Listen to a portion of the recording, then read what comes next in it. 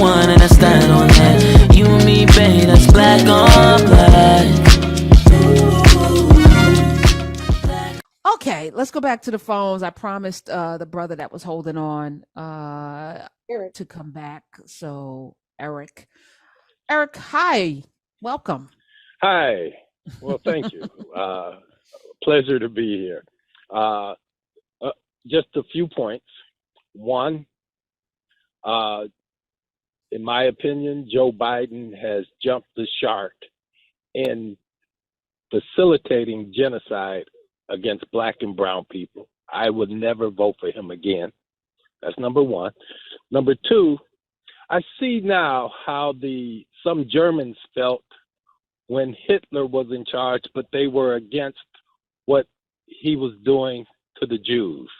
That's how a lot of Americans feel. Wait. So you're comparing Joe Biden to Hitler? Come on, Eric. I'm Come on. I'm not comparing Joe Biden. I'm not comparing Joe Biden to Hitler. I'm comparing the tactics and things that he's committing now. So is he? So do you think any other president? Because this is wild to me. Like Malcolm Nance, which I agree. Wait, hold on. Any other president would have done probably, like, we just all agreed, me, Pam, and Malcolm, and we don't agree on, I know Pam says she agrees with 90% of what Malcolm, I don't agree with 90%, but I talk to people I don't agree with. We all agreed if Trump were in office, the Gaza Strip would be leveled probably already. All the people would probably, as many as they could kill. So you wouldn't have voted in the next election? Like, what? It's Americans' policy. Dealing with what I know. I'm dealing with what I know, not what I hope or speculate on. What I know is that this man is facilitating genocide against Black and brown people, and I don't see why it would be any different if he were to turn against us. I don't see a difference. Okay. So that's okay. Okay, Eric, wait. Let him get a second point because he did hold on. So then we can respond, both of us. I'm sorry. Well, my second point was, as I mentioned, how I know now or feel how some Germans who were against what Hitler was doing to the Jews felt. And that's how a number of Americans feel. I don't have a choice. I got to vote for him because the other alternative is worse. And number three, and to me is important, what are you going to say 20, 30 years from now if when your kids ask you, Dad, who did you vote, or Granddad, who did you vote for while this genocide was going on? Mm-hmm. Okay, all right. Right. Wait. Let me just correct myself too. Going back to the soap opera. So it was Ryan's Hope, All My Children. No, it was Ryan's Hope, One Life to Live, All My Children, General Hospital. I forgot which order. Yes, I forgot Angie and Jesse. How could I forget Angie and Jesse? My whole life. Right. Angie and Jesse. Woo. Okay, now let's deal with him. And thank you for your call. I appreciate you, Eric, because Pam, I'm hearing this a lot. I can't ignore it. I cannot ignore it because I know a lot of people feel this way. And I know that I'm not going to convince Eric of anything. What I will say is, number one, I disagree that what Joe Biden is doing is tantamount to what Hitler was doing. I just disagree with that. I think part of what we need to do is have a little bit of discernment, right? Because things aren't black and white. There are grays in there. There are nuances and there are subtleties, whether we like it or not. That's just reality. So Joe Biden is the president. He's also the leader of a political party that has a very, very strong Jewish component to it. And in mounting a presidential reelection campaign, your number one priority is having the resources to compete and also answering to the fact that half of your party doesn't agree with you. So basically what you're saying is if he does, like, if the party is divided, Joe Biden has to go my way on all issues. There can be no issue on which I disagree. And he can't do that. Right. So if he risks half of his party walking away, no matter what he does, then he has to do what he thinks is in the best security and national interest of the United States. And that may not be the thing that is most morally sound. It's the thing that he thinks is most tactically sound. He has access to intelligence that we don't have. So I give him a tiny bit of grace on that, even if I agree with you that it is genocide. If you had listened to the previous segment, you will hear that I completely disagree with what the United States is choosing to do here. I believe that the long-term consequences of being on the wrong side of genocide is worse for us in the long run. But that being said, I give Joe Biden a little bit of grace for having A, more information than I do, and B, having to make a decision about how to keep this very divided and tribal sectarian country together, moving in one direction, right? So I understand you're not going to vote for Joe Biden. I wish you would, if the choice is between Joe Biden and Donald Trump, because I actually want women to have reproductive rights.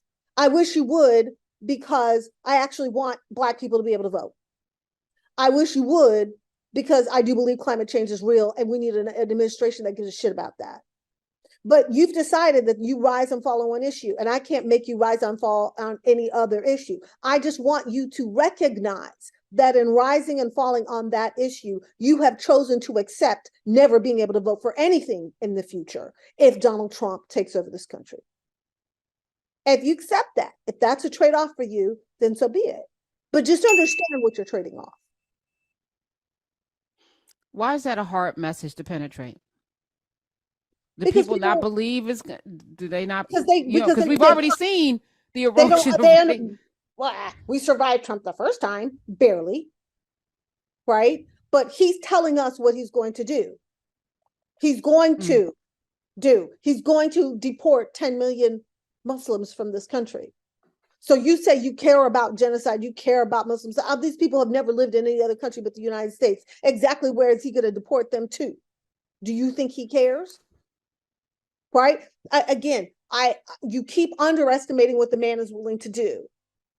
Right? I know Joe Biden acts within certain parameters.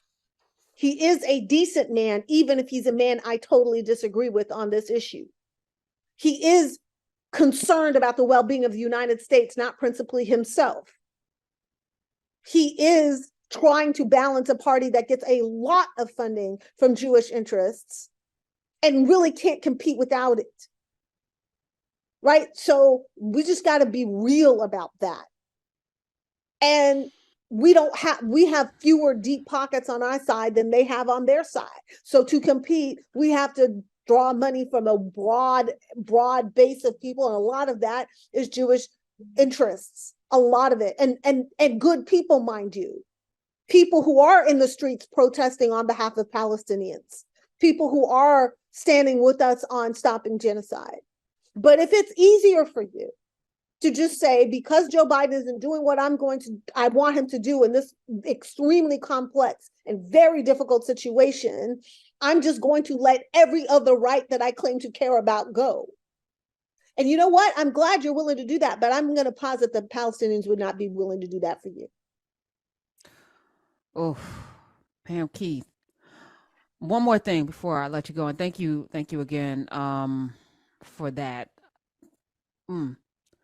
I'm hearing a lot. Well, my pockets were fatter under Trump. The economy was better. Gas was cheaper. Food was cheaper. None of that is actually true. I was like, first of all, that's not true. But also, we were in a pandemic, so you got a stimulus check. A lot of us got a stimulus check. A lot of us got tax credits for children. A lot of us got checks for having children. Right? Yeah. A lot of us got checks during that time. PPP loans and all of that was from the Democrats. The Democrats made that happen. Right.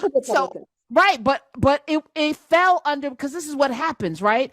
Bush left a steeping pile of stink with a bad economy. Obama comes in, saves the auto industry, puts it back on. Before that, Clinton left with a surplus. That got depleted under the Republican, under Bush, came back. Obama fixed the economy. Trump took over. We had a pandemic. It's like we don't have momentum of memory. We can't put two and two together. It's like, right. yes, you have more money, but that's because of policies. Yeah, and Joe Biden, people are mad at Joe Biden, the man, and they don't understand that he's president, the institution. They don't understand the amount of sink costs we put into building up Israel and building intelligence networks throughout Mossad and partnering with Israel on all kinds of national interests. Like you're mad at him because he's not doing what you want him to do. He's not doing what I want him to do. But at least I am willing to understand that he's not Joe Biden, the man, in this role. He's president of the United States in this role. And while he is doing something that we think is morally wrong, he has damn good reasons for doing what he's doing, both as the president of the United States and as the leader of a party that has to win to save democracy. It has to win to save the Constitution. So look, I get how you feel, although I don't share how you feel. I'm just sad that my voting rights and my autonomy and our future and our Constitution is not enough to give him some grace for what he feels he has to do, because he can be wrong, but I do genuinely believe he's doing what he feels he has to do.